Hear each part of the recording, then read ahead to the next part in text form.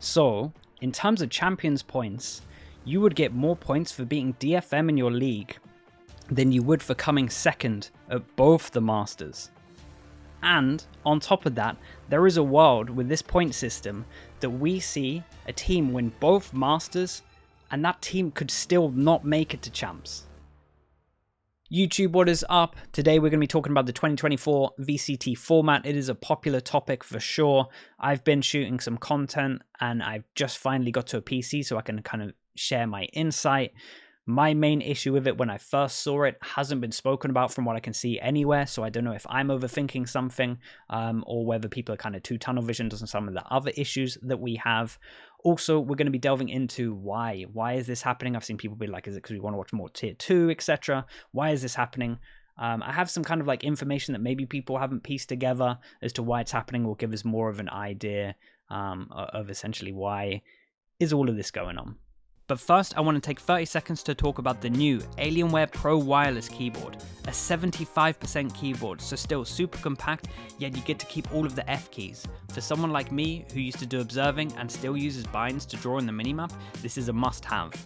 A bunch of pros and content creators, including myself, have come together to give Alienware feedback in the making of this, and I highly recommend checking it out in the link below. So let's delve into it, and we'll start off with VCT Kickoff.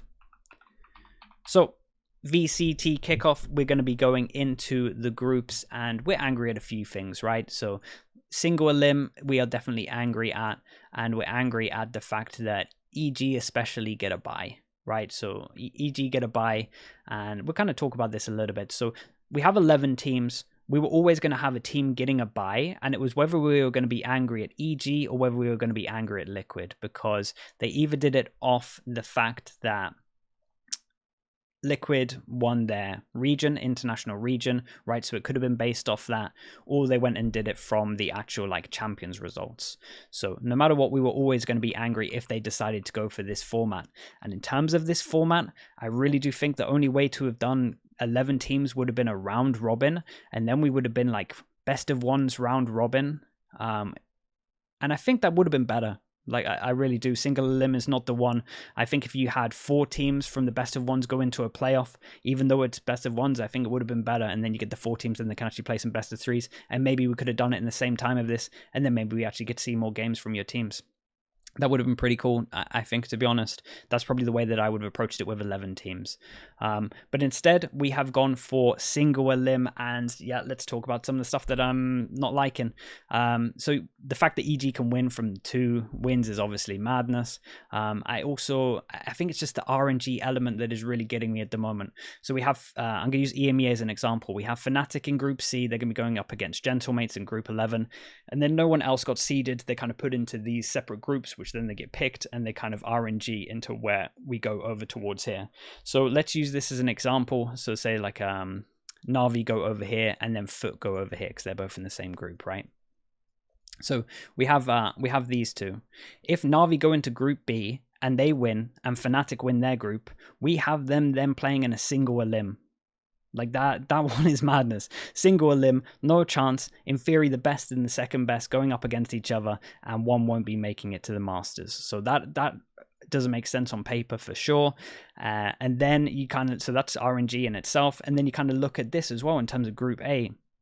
Group A is an absolute banger. You want to be in Group A. You get to play the people that come in from the play-ins, right? So you come top Group A, and then you get to watch a potential. So the teams are going to be 2 times best of 3s that are in play-ins. So you get to watch a potential 6 maps of the team that you're going to be playing, unless Group A wins, which they've said they're kind of going to switch it around a little bit. But you still have the advantage because you have the team from Group B and Group C, right? So you still have the numbers advantage. So being in Group A, especially the best team in Group A, you've kind of just won the lottery here a little bit. So yeah, it's such a massive advantage knowing what you should be vetoing, what you can play, and how a team likes to play side of maps. So that's my main issues with all the kickoff, pretty much echoing what everyone else has been talking about for sure. I think this could have been handled better. Why is it like this? Time. Why after 5 months of an off season are we so compact into this? We'll be getting into this one a little bit later as to why right at the end. So that's kind of a theme with a lot of this. Why is it all so close together? I will also say in 2025 they say they are changing the format, but we also got this tweet from Leo where he talks about the fact that they are actually fine with the amount of games we're playing. So we like the baseline number of each games.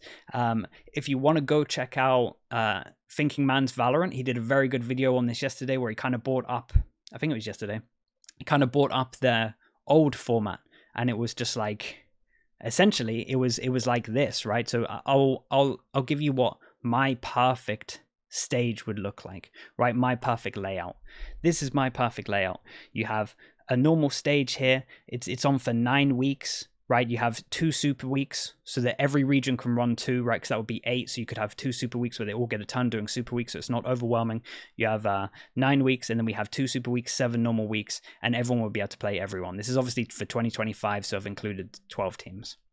So you have that as a stage. Then the winners of that go to Masters. That will then give you points that goes to Champs, which is behind my head, of course. And then you go into an off-season, a month off-season in the middle. Oh my God, that sounds incredible. And then you go into stage 2 again. And then it's the exact same thing where it's 9 weeks. And then we do the same thing. Then we go into Masters. And then LCQ. LCQ is not out.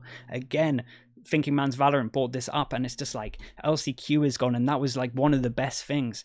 Valorant is incredible when you get time off, right? When a team has time off and they have time to prepare, and they are able to do all of this new stuff, that they are able to either look at themselves or look at other teams and just actually counter or just get really good on a certain map. That is when Valorant is at its peak. We do not have that in the current format. It is so squished together that if you're going to all of these events, especially like say it's Fnatic, you have no time. You fly there, you fly back, you play. You fly there, you fly back, you play. You have never any time to actually get better, improve on your stuff, or change stuff up. I think the best example of what I'm saying is when teams have time to improve is Champions, right? This is the good thing about LCQ, and it is the fact that the good teams have time off, so they can reflect and they can get good for Champs, right? They can change some stuff up. Let's use EG as an example from this Champs. They knew Fracture was going to get banned. They made their Lotus incredible. It's such a delight to watch. Then we use Loud as an example. Same thing on Lotus, right? They actually looked at Fnatic's Lotus comp, no flashes, and actually played really, really well against it. Like they kind of countered a comp that I was saying that should have been countered ages and ages ago. So time, especially time after like big events, it would be so perfect. This is my ideal setup, and this is just like a dream that we will never have. Essentially, it is a dream that we will never have. Let me move my face down to kind of just show you. Is that even going to work? Yeah, there we go. Move my face down to kind of show you what could be. But yeah, we're just not going to be able to get it on this one, and I'll go into that in a little bit. But 2025, this is what it could be. Also, for people like being, oh, there's not enough time off. This is 1 month here, and then say we start on Feb, like the 20th here. This could be ended all in time for Worlds as well. World starts on like 10th of October, I think. This would have time for Worlds as well. Like in a World, this is the most perfect thing. We get 1 month off, and then you get 3 months off. October the 10th to like the 20th of Jan. It would be 3 months, 1 month, 4 months off, all spread. It would be incredible. Enough time for teams to actually go to these events, prepare. The teams that weren't here, we get to watch LCQ, which again into the most hype stuff. So that would be my ideal way of doing it. We are never going to see it. It's a pipeline, it feels like, at this time. So let me kind of just talk about this, like I was saying as well. It's all so close together that I'll tell you what, you kind of don't want to go to Shanghai. I'll be honest, you kind of want to avoid this one because this means everything. And this will be fun. So as much as we avoid last chance qualifier, this stage will actually be a lot of fun. For sure, because 3 teams go through, and then 1 team goes through on champions points as well, which you accumulate through these stages. Okay, let's talk about the champions points, because that is the thing. That is the one thing that I think teams and players and everyone, fans watching, hasn't really spoken about. So let's quickly go to where the champs points are. Here we go. Points. Championship points are designed to reward teams for strong performances throughout the season. Teams will earn 1 point for every match win during international league play, with each league winner taking an additional 3 points. Teams will also earn 3 points for coming out on top at their kickoff tournament and Masters event. So 1 point for beating a team in your league. And they said league play, so I imagine that includes playoffs. We'll talk about playoffs in a little bit, but I imagine that includes playoffs as well. And then the team that wins your league, you also get +3. And then if you win kickoff, Masters 1 or Masters 2, you get +3 as well. It doesn't say anything about second place for the Masters, and they've been pretty good at giving you all the information. So, in terms of Champions points, you would get more points for beating DFM in your league than you would for coming second at both the Masters. And on top of that, there is a world with this point system that we see a team win both Masters and that team could still not make it to Champs. So for me, this system is a little bit busted. I know it's unlikely. A team would have to really fall off, but it is still possible. And that for me was like my main takeaway from this, where I was just like, damn, this is crazy. Like this is one of the biggest changes. We're basically making sure that this doesn't mean as much, and this means like everything. But I also think this is smart. So we'll go into that as well. So team based on championship points. So a 4th team based on championship points. So it sounds like you get 4th seed with the championship points. So all of this to get the championship point, all of this is for 4th seed in theory. And then we have this stage, which is going to be top 3 go through, and then the 4th seed is done on championship points. So it is crazy. But the reason that I think this is smart is because this is going to be incredible. This is like a last chance qualifier, but for everyone. So your last 3 teams go through. You could have actually not had much of a good showing in all of this, and then you could turn up here. This could be really fun. Like in terms of viewership, this is going to be unbelievable. I also think this is fun because it's just like every team has a really good chance that all the fans will be tuning in.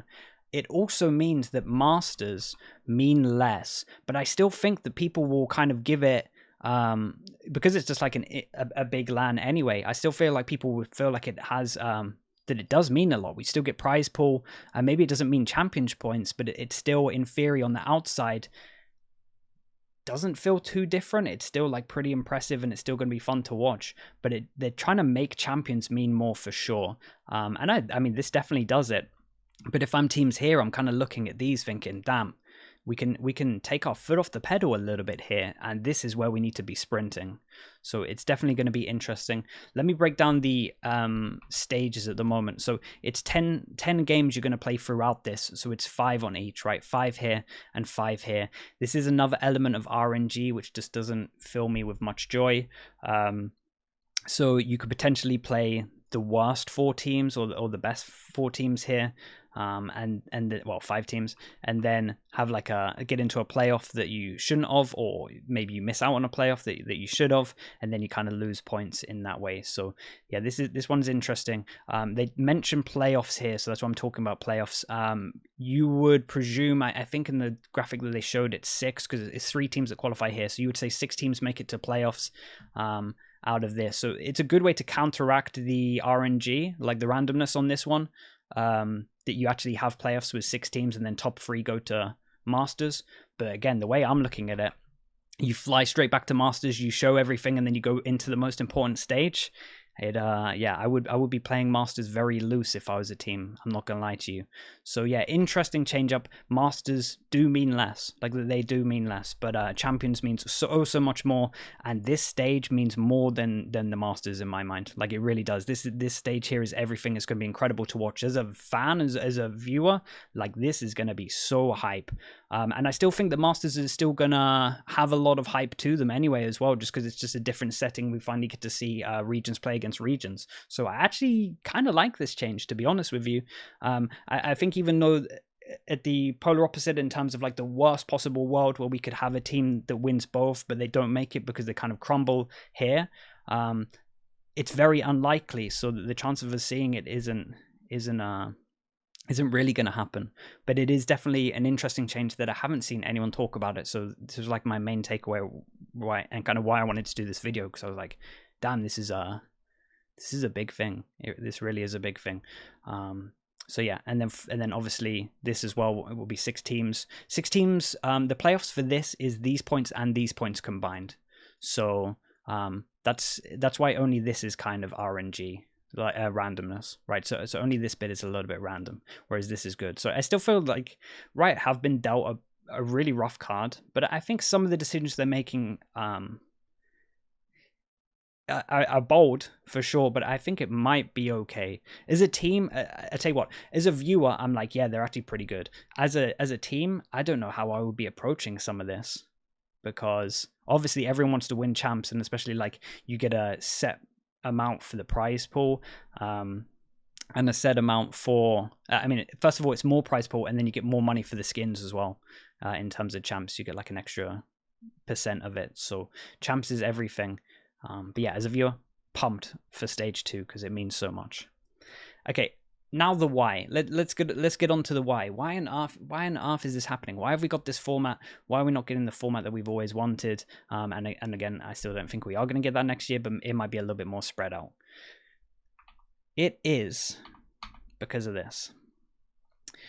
LEC Studio, the new Riot Games arena in Berlin, will predominantly serve as the new home for League of Legends EMEA and Valorant Champions EMEA.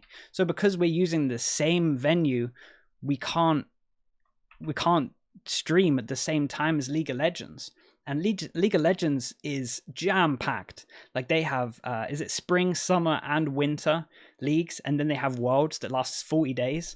So we're like, this is Riot's baby, and I think this is always going to take priority above us, and kind of rightly so in terms of like the numbers that it produces and like how much numbers it gets when it's watched. So yeah, this is the main reason for it. We've moved to venue, I imagine, to save money, so it might be money cutting reasons. And that's probably why Leo's coming out and saying these things where it's just like, oh yeah, we want to keep the same schedule, because they now know that they got to broadcast from the same area, and we have to prioritize League because we're in the same venue. We can't, it doesn't work side by side. So yeah, I think there's a chance that maybe America's is the same venue as well. Let me know in the comments if that is true, but that's the main reason. And then you can go into whatever reason you want as to why they're doing it at the same venue and why they got rid of the other venues. I guess we would say money, but who knows. So yeah, that is basically everything that I wanted to cover.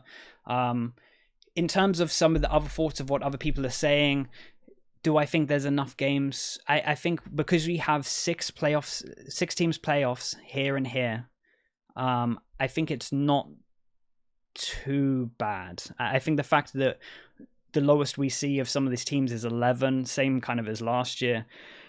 Was it? It might be Thinking Man's Valorant again that was just like talking about DFN and be like, honestly, 11 games then was a fine amount. I think I would still prefer that other graphic that I showed you, the perfect world format. But in terms of what we got to squeeze into the League of Legends format, I think they did okay. I'm gonna be honest. I think they did okay. And then we just have to pray that 2025 is a lot better.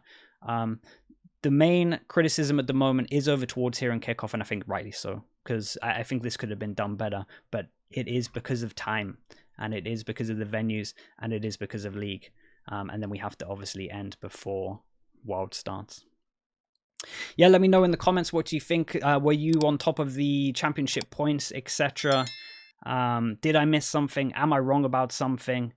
Let me know, yeah, and I will see you on the next video. Peace.